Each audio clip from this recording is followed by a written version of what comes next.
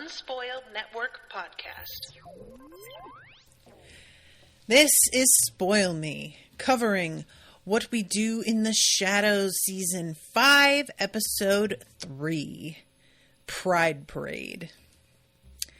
In this episode, Sean has decided to run for city comptroller, and he decides that the best way to get the queer vote is to throw an impromptu, very small, extremely focused on Sean Pride Parade. I admire the hustle. Welcome to Spoil Me.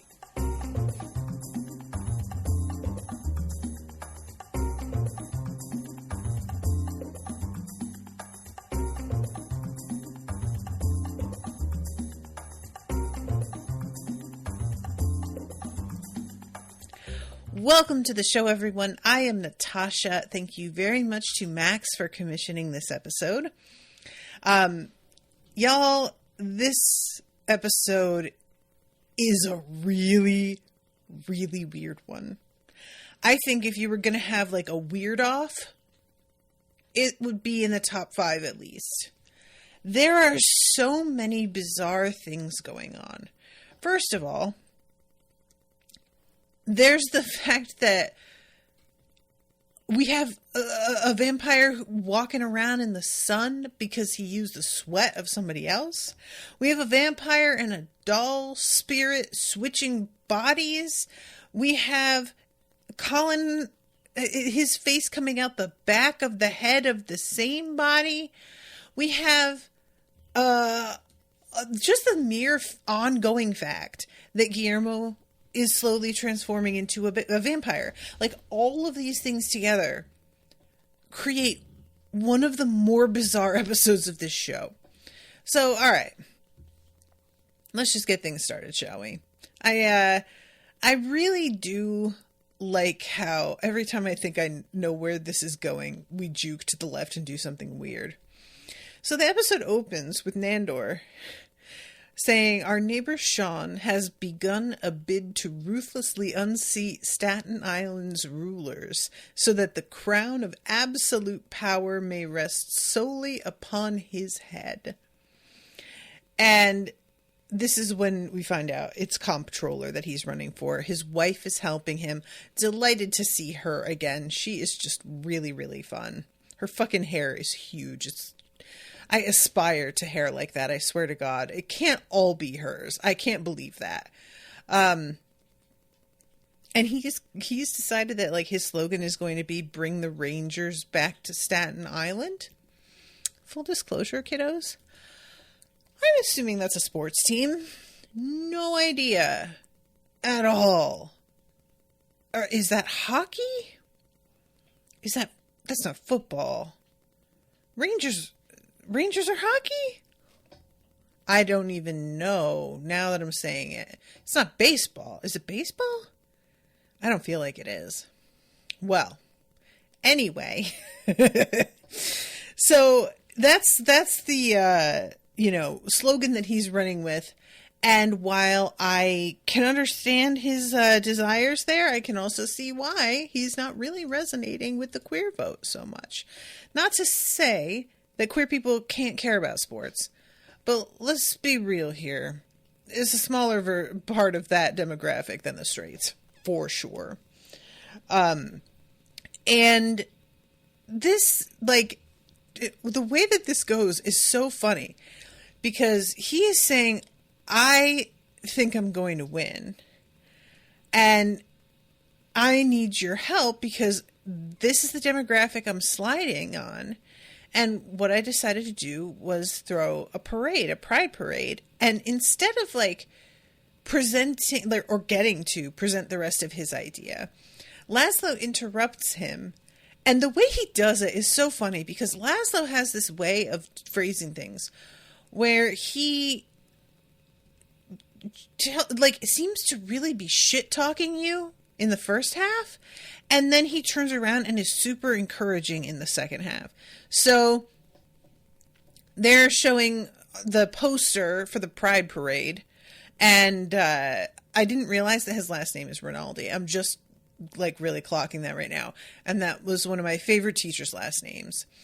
But yeah, they each have like queer family members that are going to be coming down to help.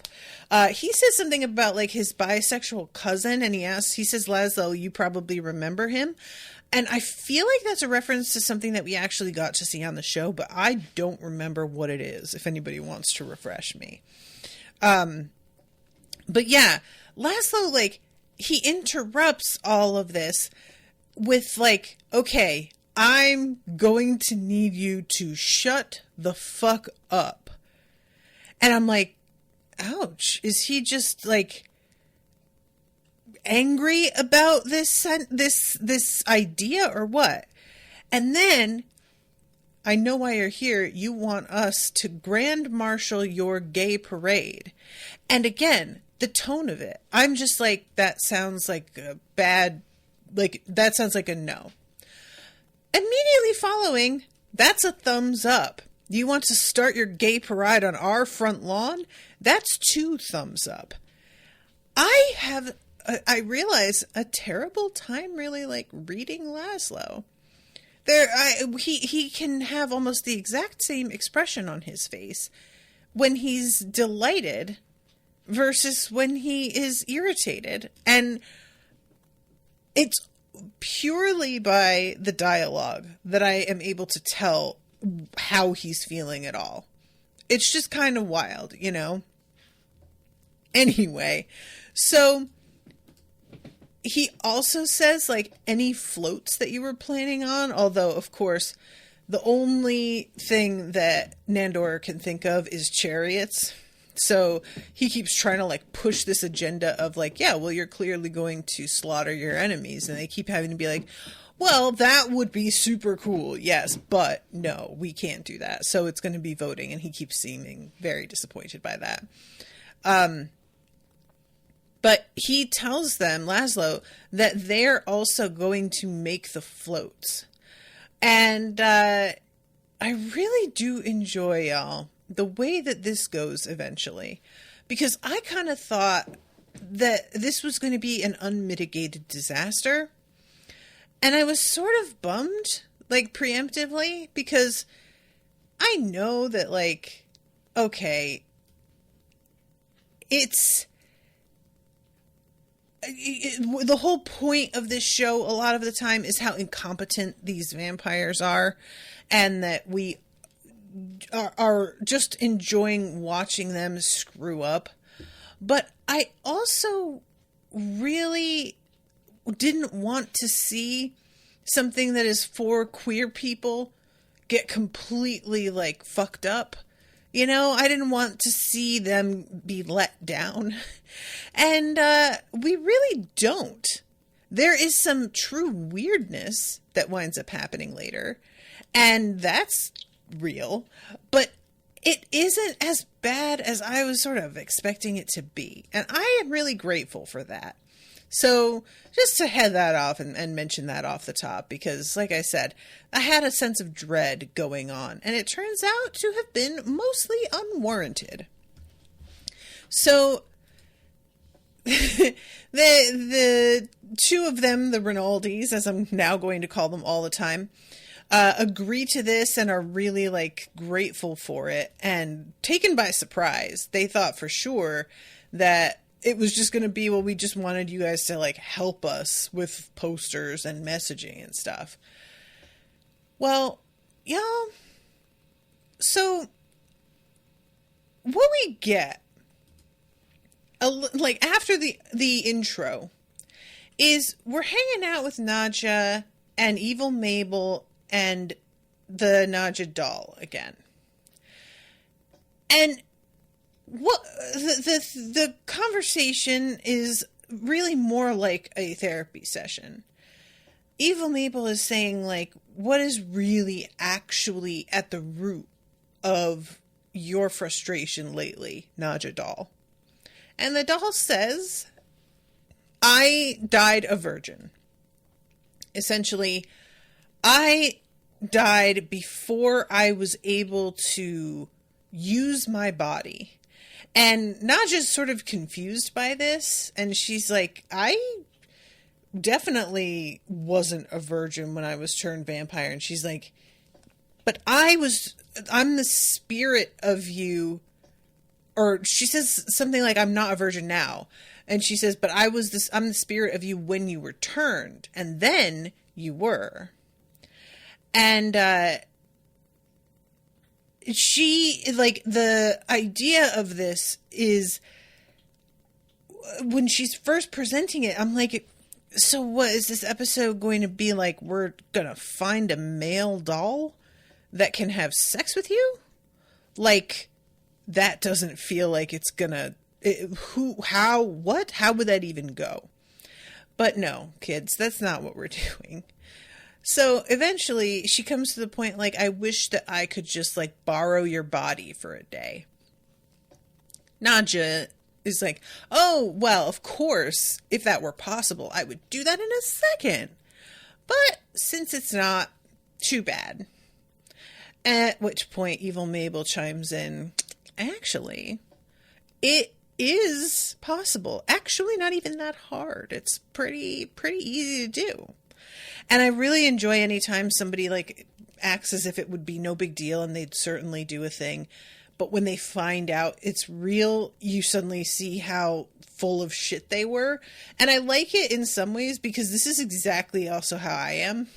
I'll be like, oh, if only such and such. When really, in my heart, I am doing a little dance, because I didn't wind up having to do the thing. So, yeah, relatable. So they do the split. And I was very curious about how this was going to work, because as is said later by Nandor, and I really actually loved that this was addressed in the script, the two of them were basically the same person. So how does it even work that they, like, switch bodies and there's any difference at all? That was my main question, you know? And it turns out, like, their personalities aren't exactly different in terms of their overall desires and the ways that they approach problems. But what's really different is that the doll has not joined the modern world in any sense.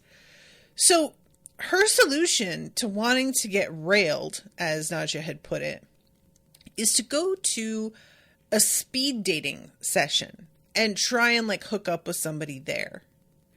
Now, my friends, I am so curious if anybody out there has done a speed dating session, because that never really, I've only barely done, like, online dating at all in the very early days.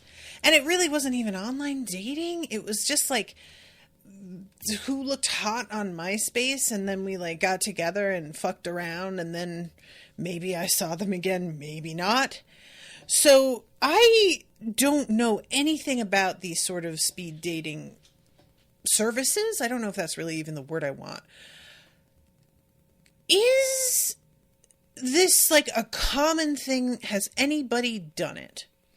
Because it seems like simultaneously absolutely excruciating, but also low-key kind of fun.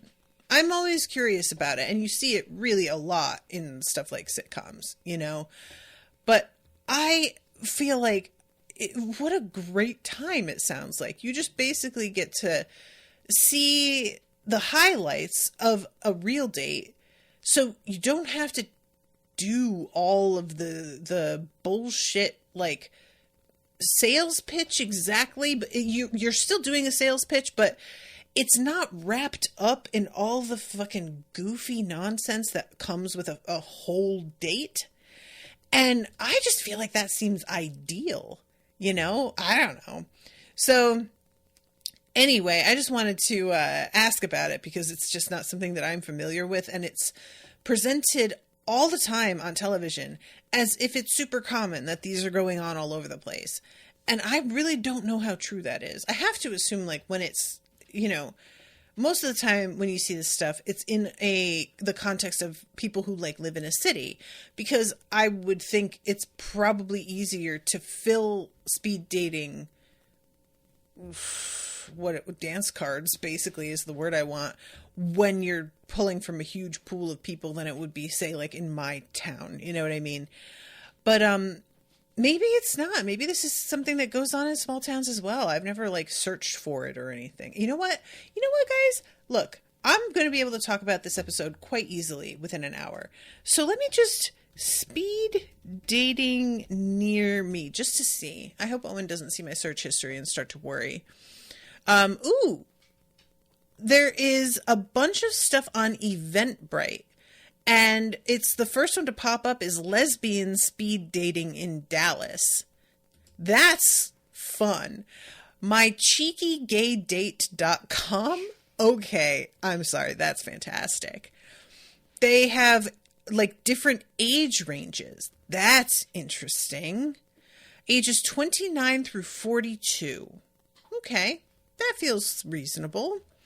And a lot of these are like being done by different, so there's Network Bar, Nest Craft, and then a whole different section, My Cheeky Date. I feel like that implies something. There's something about it being called cheeky that's like, is this sex? Is this just pure like hookup culture? Then there's one that's just called Do You Relish? I'm sorry, what does that mean?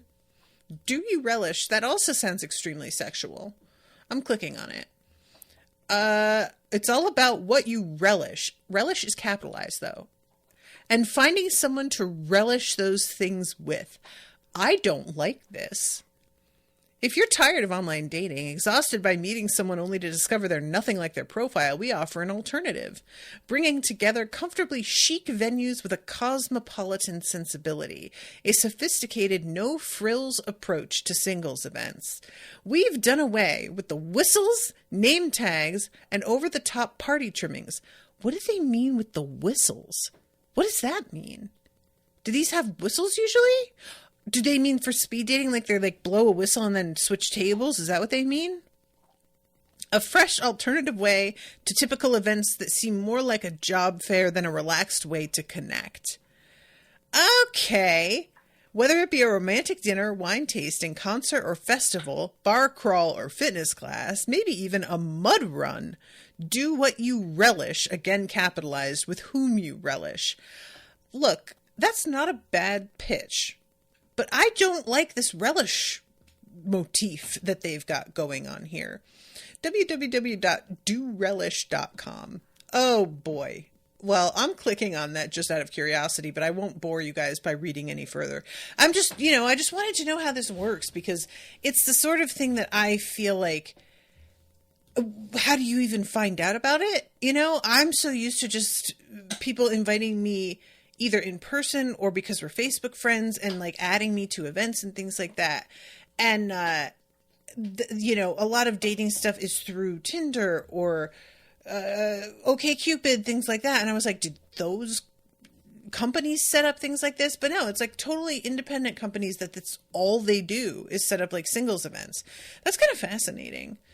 Anyway, so she, like I said, the Naja doll wants to try and connect with somebody there, and she is saying real weird stuff about how like my dowry is really low.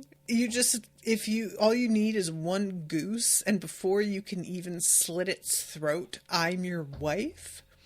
And she's saying it like what she's like, it's the same tone of voice as you would use to be like, I'm a really cheap date. All you need is one drink and my clothes will be on the floor. Like, that's what it sounds like she should be saying, but she's talking about slitting a goose's throat.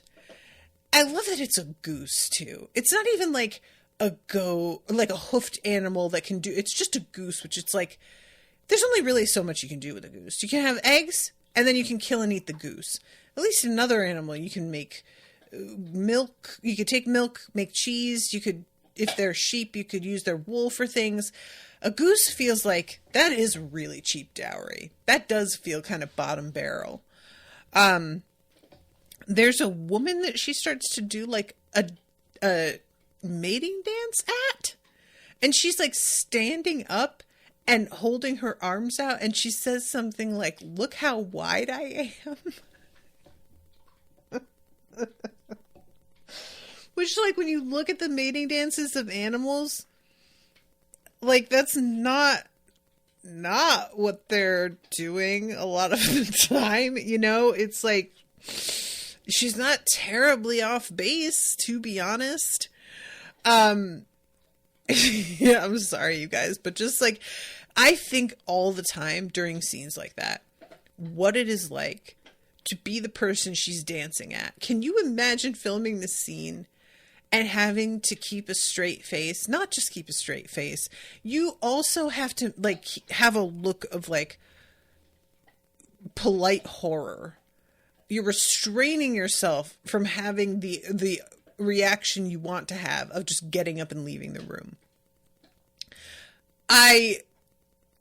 How many takes does it require before you are able to get through that entire scene and not lose your fucking mind? Oh my God. Anyway, so this ends up with like a person, because she like touches the woman she's dancing at. And so the person who's moderating the event comes up and says, "Please, no touching." And she just screams at her to like fuck off and shoves her, which results in getting her evicted from the event.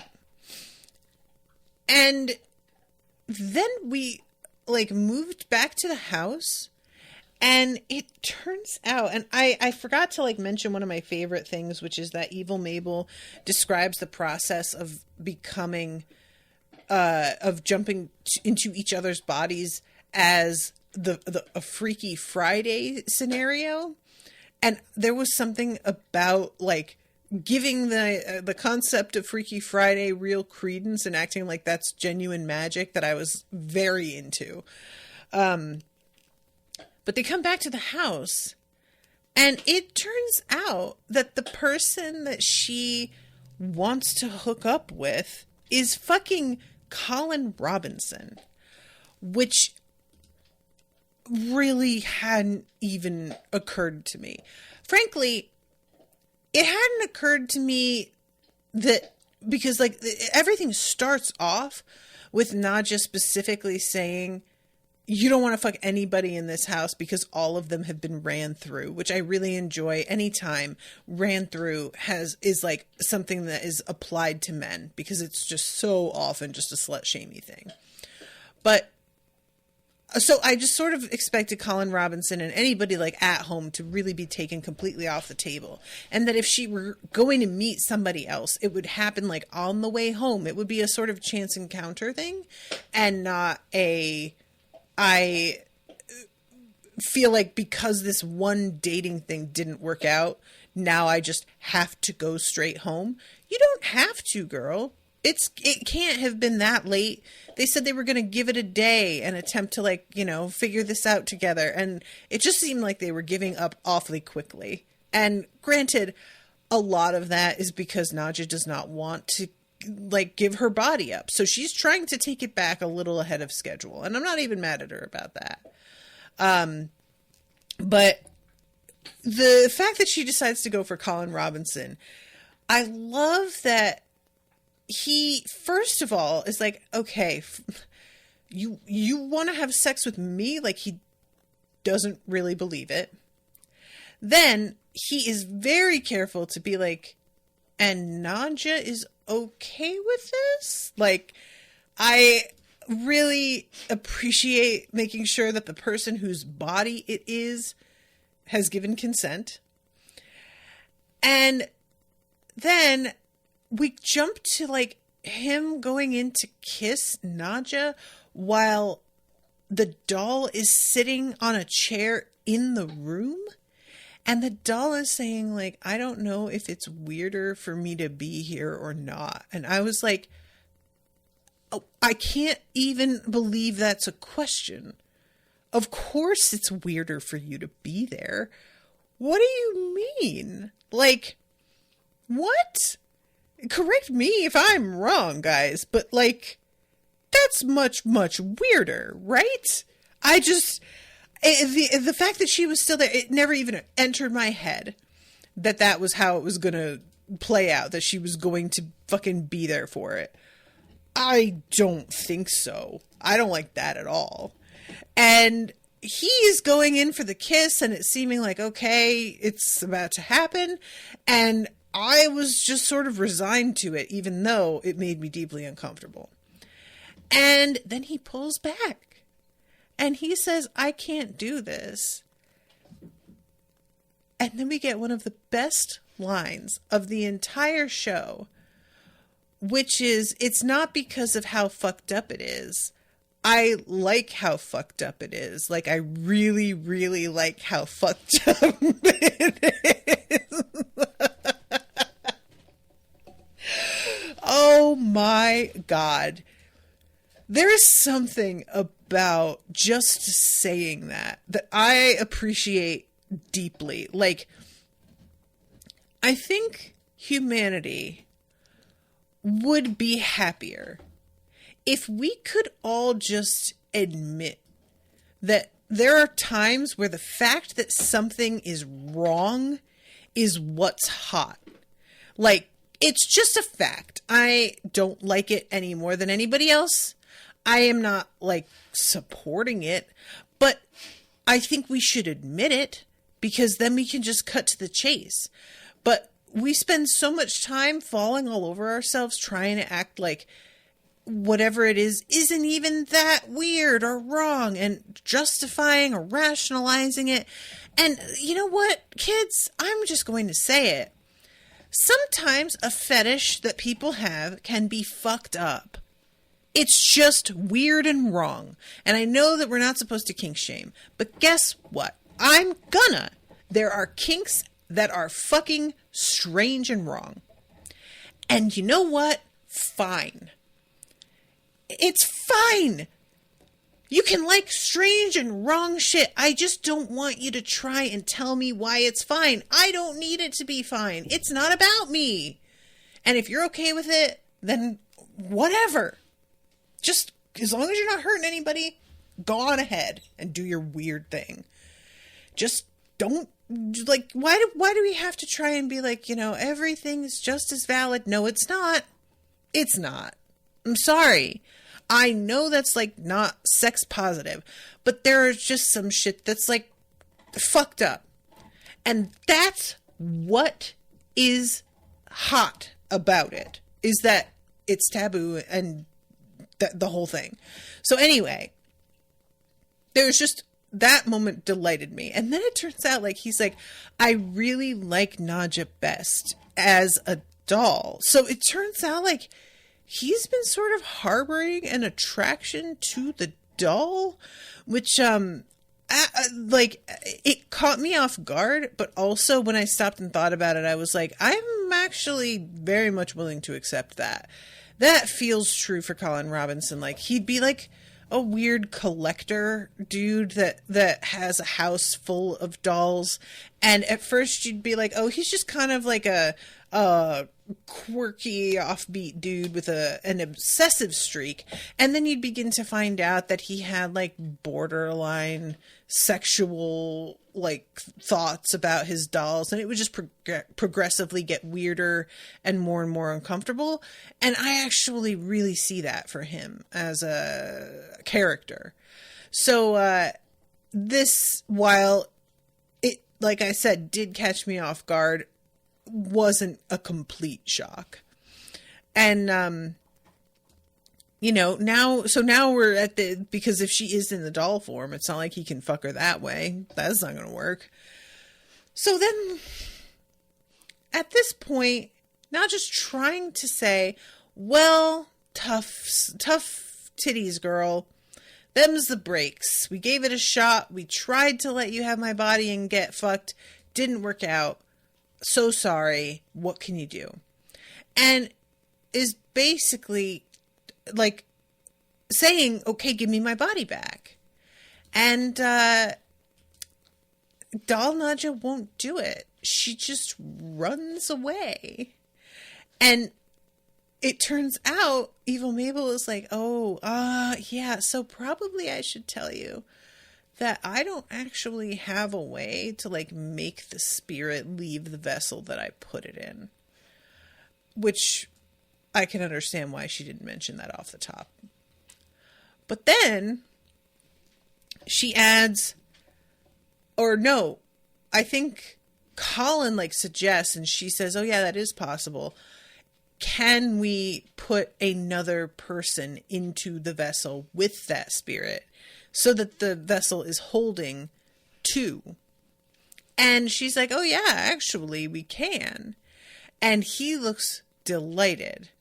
So they send Colin's spirit into Nadja's body, which results in this really weird, like, the actress has to play both herself with her ridiculous accent and Colin with his, like, extremely sort of Midwest American accent, and jump back and forth as if they are arguing back and forth inside her.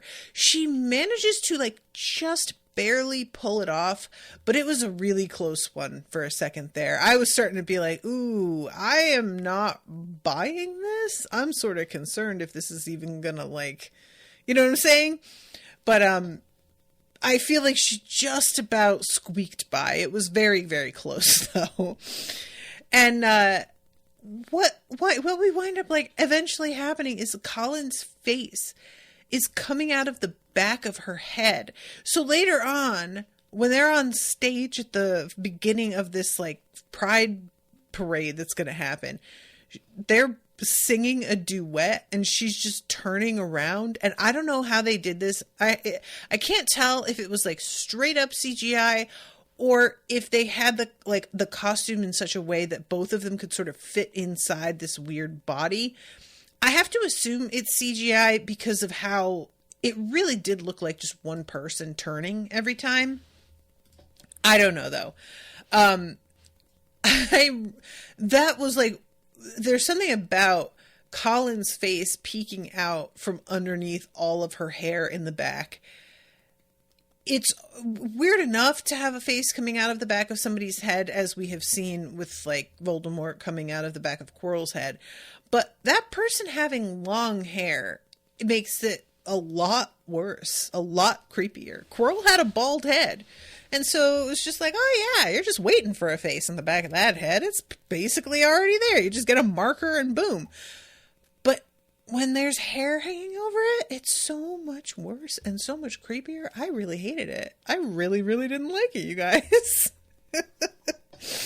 So anyway, in the very end, like, post credits, they walk by the bedroom, and Laszlo is in there. And it's Nana and Guillermo walking past, and Laszlo is just railing Nadja's body that has both Nadja and Colin inside the body at the same time, and Colin is evidently very into it. He seems to be having a great time.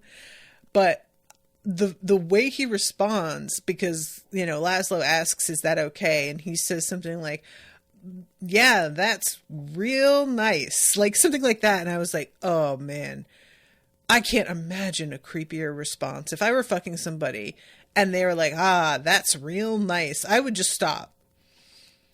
That would just be a wrap on that session for me. I'm sorry, but nope.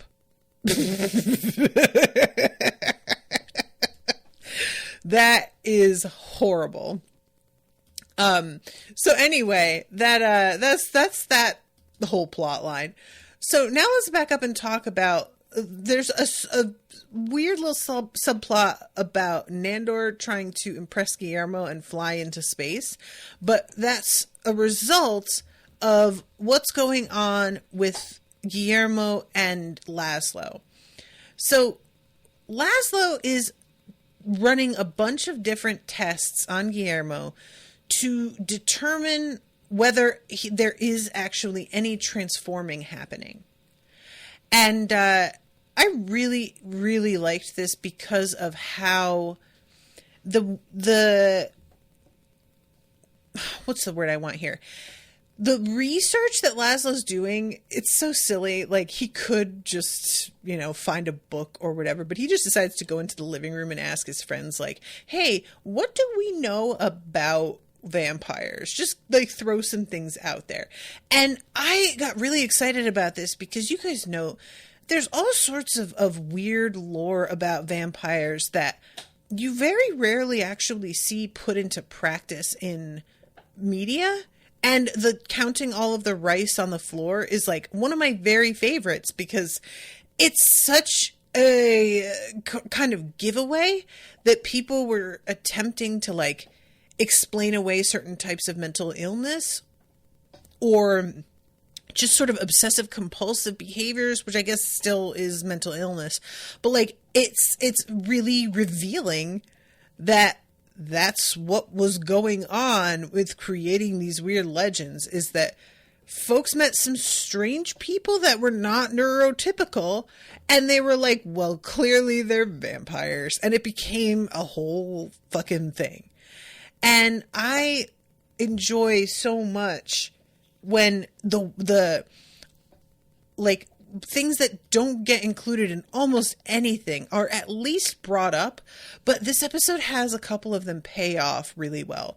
We'll get into it in a second, but for now, I want to just talk about the fact that there are a pair of very, very tiny bat's wings growing out of Guillermo's back. What the fuck, you guys? What is going on? It's not like his ears, where it popped out and then it went away. It seems like they're just there and he can't see them. So he's asking, like, is this a psoriasis thing? Like, he thinks there's just something wrong with his skin. And Laszlo doesn't even tell him the truth. He's just like, yeah, just a little patch. And he looks actually a little bit freaked out. Which it's hard to make Laszlo look scared about anything. So I just really, are they just there all the time now? Just under his clothes? He's just got these weird little wings. Oh my God. Oh, I hate it. So anyway, the few things that Laszlo is testing, I'm going to try and go to the actual scene so that we can see what it is. Oh, that's those wings. Vampire super speed test number 72 begin. And it's just Guillermo running back and forth in the room and him timing him and pointing out that he's actually like under the usual time for humans, which like I would be quite under. You wouldn't even have to couch that language and try to be nice. I know who I am and what I'm capable of, and it's not a lot. But my favorite one personally was that he's like in a full hazmat suit holding whole heads of garlic up to Guillermo's face. And Guillermo at first sort of recoils, and then he sniffs and he's like, oh, that's not bad actually. And we see him like take fully the whole head of garlic in his mouth. And I actually really love this, especially because he's meant to be Hispanic and they are fucking heavy on their garlic in their food, and I love it. It's the best. And he the fact that he just like goes for it, like it's the whole thing is in his mouth. I really want to know if that was a real head of garlic. Doesn't matter in the slightest. Just curious. Or was it like a cupcake, like cut up and put with frosting to make it look like a head of garlic? I have always been personally offended.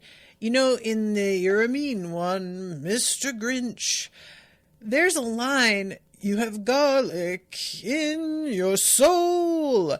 And I've always just been like, is that meant to be offensive? I feel like I have garlic in my soul, too. I'm not mad about that. Like, sure, you know, I just always was sort of, and the fact that it's supposed to like ward evil off, like garlic is, symbolizes this in a lot of different traditions. And it's actually like an antifungal and antibacterial, I think. So it's medicinally wards things off, but also it has just an incredibly pungent smell. So I think that's meant to be part of it as well. God, garlic is a fucking miracle. And I have a friend who is allergic to all alliums, garlic, onion, scallions, you know, chives even, I think, bother her. And, I could not live. Oh, it's so tragic to me. So anyway, all of these are having zero effect on him. He doesn't show any particular like vampiric reaction to anything, except for telekinesis. He is able to make a beaker float in midair. And it seems to tire him out. He like goes and lays down afterward.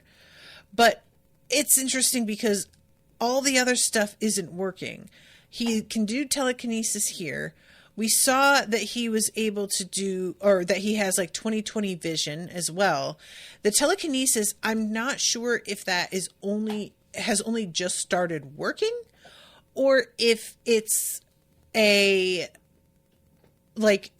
something that he hadn't even thought to try on his own before. And so he's only just figuring out that he can do it, but he was able to do it the whole time. Do you know what I mean?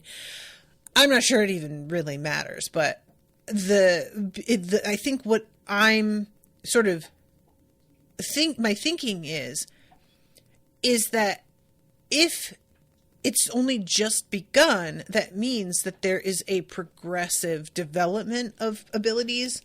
If it was something that he was able to do from the start and simply didn't know he could do, that means that there's potentially no forward movement, that he got a bunch of like little abilities, but they aren't approaching the level of like a vampire necessarily.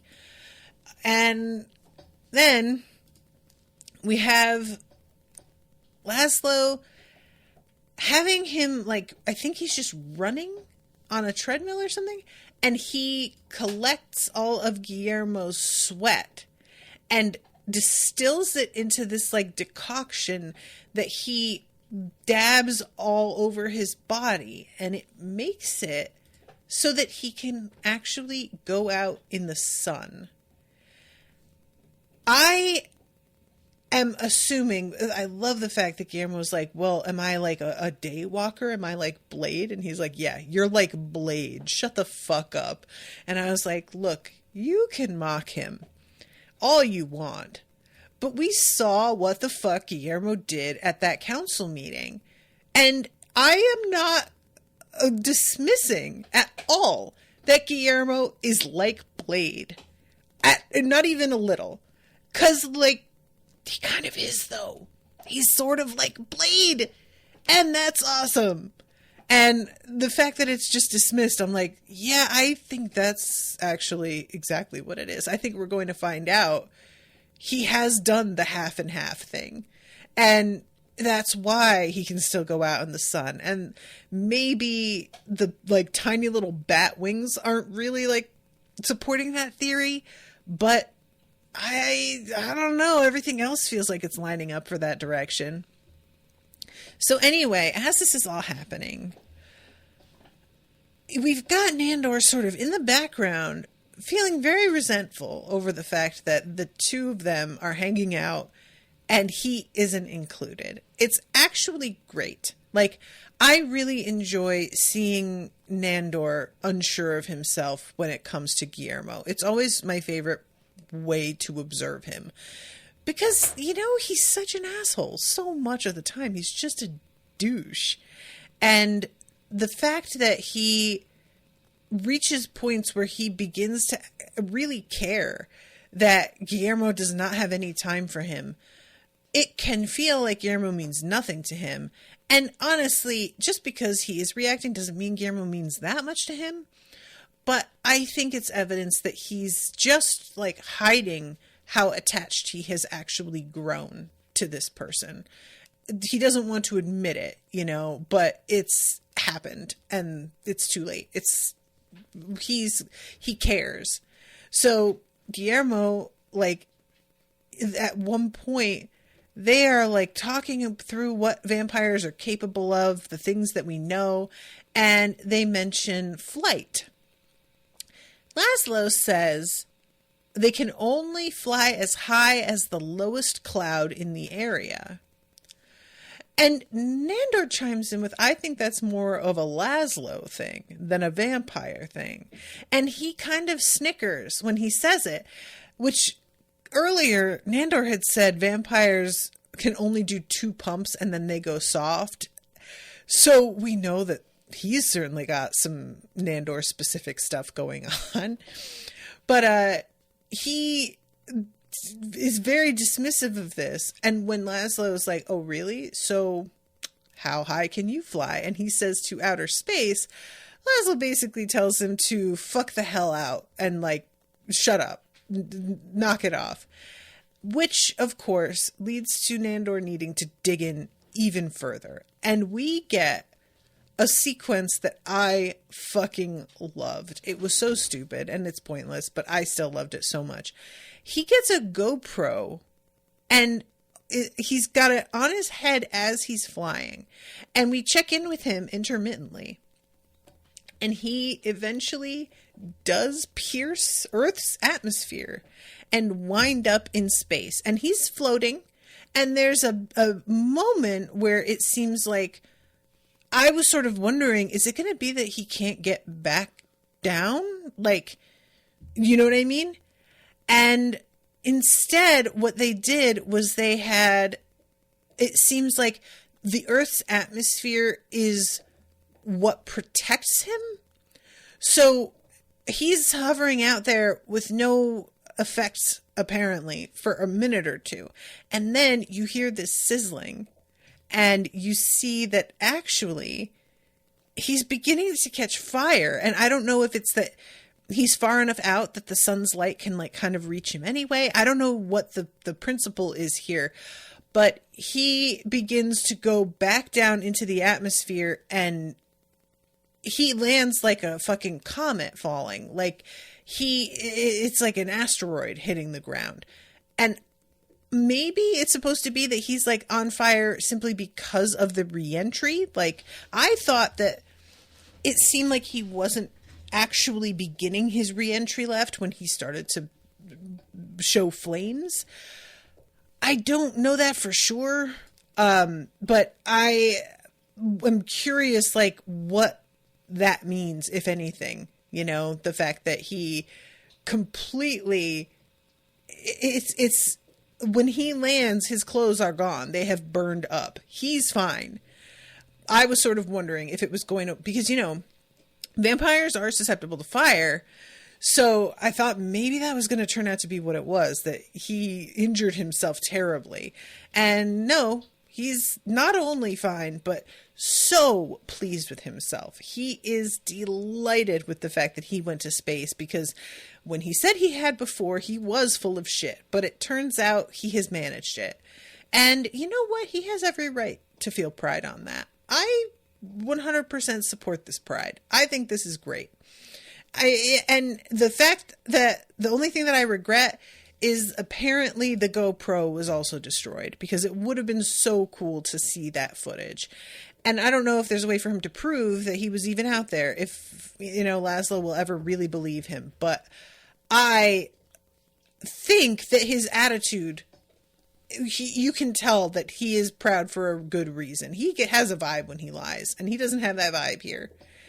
So then we have the scene of Laszlo going out into the daylight, and it's amazing. At first he's just like, it is so fucking bright. Oh my God.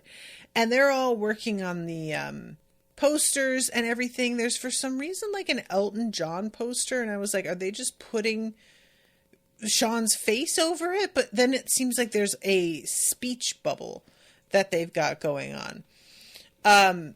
And I can't tell what he's saying, if he's the one that's saying yes, Sean, or what. It never goes up high enough for me to be able to spot it. But Laszlo asks him for a garden chair, lawn chair. And he borrows one and he goes, oh, it just says vote Rinaldi. Okay. He goes to the beach. And I love the music that's playing here because he's in like an all sort of khaki outfit as somebody in 1880 would have worn to go to the beach. And he's just laying out and enjoying the sun in this very childlike way that was sort of moving in a weird way. I love that there's this couple just kicking a soccer ball back and forth, and he just has to come in and launch that ball into the fucking horizon like it's gone. And then he just tips his hat to them like, you're welcome. I was like, dude, what are you doing? But he has such a great time. And I was sort of wondering, is this something that he could monetize? Would he like be able to sell this? He would need Guillermo's sweat to do it. And I don't know how you explain how this works, where you're getting it from. But I have to imagine there are vampires out there who would love to be out in the day. Right? I would think that would be something you would miss terribly. So really curious if this is going to be like a thing again, or if we've just sort of got this one episode for experimentation and then it never gets brought up. I would sort of like it if it's not really brought up again and you think they've dropped it. And then there's some plot line way later on where it turns out something has to happen during the day. And Guillermo, you know, he and Laszlo are able to make it happen, but they kind of can't explain how they did it. I'm sorry if you guys can hear that. My dog is playing with a chew over here. But anyway, yeah. So that whole scene, I just really, really enjoyed him being out there and just having a fucking blast. So then we go to the actual Pride Parade. And it's a funny affair. The way that they have this filmed is you can never really tell how many people there are. It looks to me to be about 15 people max. And I really think that it's supposed to be slightly more than that, but just tricks of camera work, you know? Laszlo does turn up with a very bad sunburn, but he doesn't seem to care. And I did notice when he goes like out into the water, I was sort of wondering, is that just going to wash off the ointment? I don't know what to call it. And is he just going to burst into flames in the middle of the ocean? Like, how would that work? We've got a lot of vampires going where no one has gone before in this episode, now that I think about it, with out in the sun and in space. But he makes this speech, Laszlo does, and he says, come on, let's have a clap for gay. And let me tell you something. This fella tries to kiss me all the time. And he points at Sean, and we just see Sean's wife out in the audience kind of like open mouthed doing a sort of like, excuse me, what? And Sean doesn't actually argue. He doesn't try and say like, what? No, I don't. Or like, oh, he's kidding. He's kidding. He just laughs and like looks a little bit abashed. So part of me was sort of like, look, we're not around them all the time. Maybe he does try and kiss them all the time. I wouldn't know. I don't, you know? But he says, I'm not the only grand marshal of this gay parade. And then, of course, Nandor's not here. We get Nadja coming up and doing her creepy fucking thing. And then eventually Nandor crash lands and they have to kind of cause a distraction and just be like, so who's ready for a parade? Yeah, let's go, everybody. And so we see them all out with their floats, and Guillermo has a sign that just says gay guy with a bunch of like rainbow heart stickers just at random around it. the most feeble thing you've ever seen. He looks miserable. He's just got his chin sort of leaning on the edge of the like foam board, because I think that's what it is. And there's, you know, he's just fucking like, okay. Camera goes away. We see everybody else dancing, and they're playing It's Raining Men. And then the camera comes back to Guillermo. And he's sort of pursing his lips in a little bit of like a, all right, well, you know, actually. And then all of a sudden, he raises his little sparkler that he's got going and starts to like really dance and get into it. And I fucking loved that ending so much, you guys. It made me so happy. It was just happy. And we don't get to see Guillermo happy. He's like, every episode tends to end with him being the loser somehow. And even though things don't really like work out in this episode in terms of him becoming fully vampire or anything, they don't go terribly for him. And then he gets his little moment of like, yeah, you know what? I'm just like listening to music and I have pride and I'm in a parade. You know what? Fucking yeah. And I just really enjoyed that ending. I thought it was super sweet. So, yeah, I'm trying to think if there's anything else. I already talked about the fucking post credits and how incredibly creepy it is. I forgot too that while Laszlo is railing them, he's wearing those like weird goggles and has his burnt face. And just the whole thing looks absolutely freakish, especially because like the Nadja doll is sitting on his shoulder, and I think she's got a crop and is whipping him or something. So like, you guys, it's a whole lot. There's much happening in that scene. But anyway, yeah, I really enjoyed this one. It was really weird, but it was high energy. It just felt like it kept along at a really good clip. You know, there have been some real duds last season, and I'm hoping that they've just decided to pull the stops out a little bit more this time.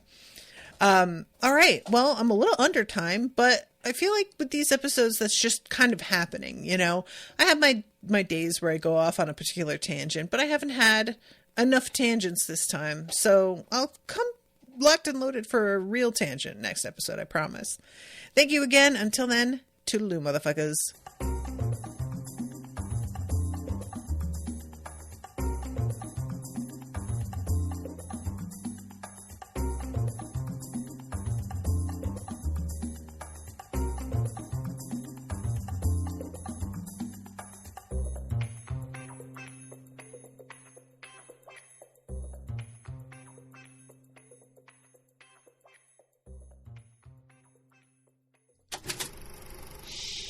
That was an Unspoiled Network podcast.